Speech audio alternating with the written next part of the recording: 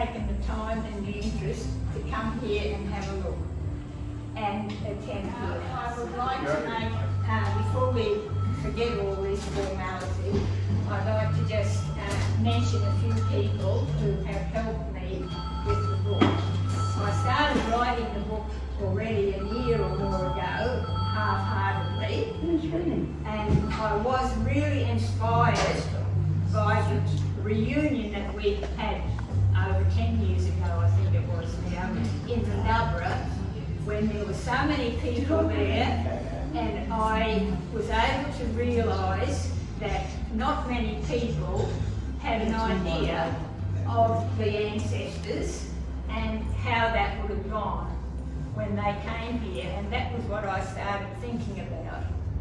And I thought, well, if I could put that down and somehow and let people get the idea of what it means to migrate.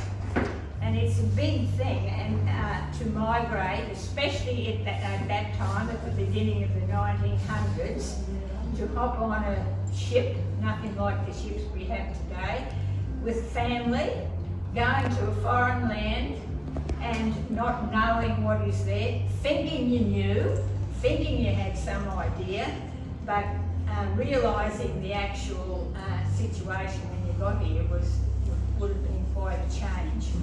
Now, although this book is about the migration of our ancestors here, and that is everybody here, and there's a lot of cousins here still. We're down the line in the third generation as cousins, and also the people who are attached to each one of the cousins, the in-laws and that sort of thing, because they're just as important, because they have helped with the spread of migration.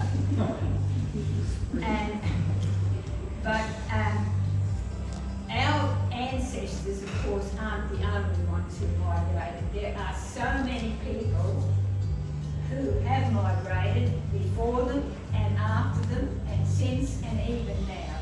And it's a very big ordeal, let's say. A lot of excitement, a lot of anticipation comes with the thought of migration.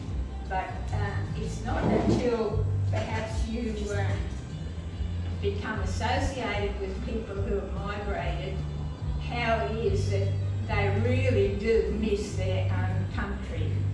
And you only have to put yourself in that situation and say, if you went to another country and it was going to take you 6 weeks or longer to get there across the ocean, and you perhaps would never come back, how that feels.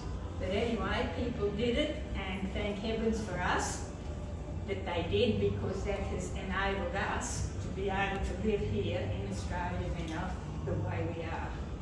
So I'd like to thank Betty and Fred for the help that they have given me in producing information and supporting me, and also Betty and her daughter and family, that they are willing to hold this assembly here today.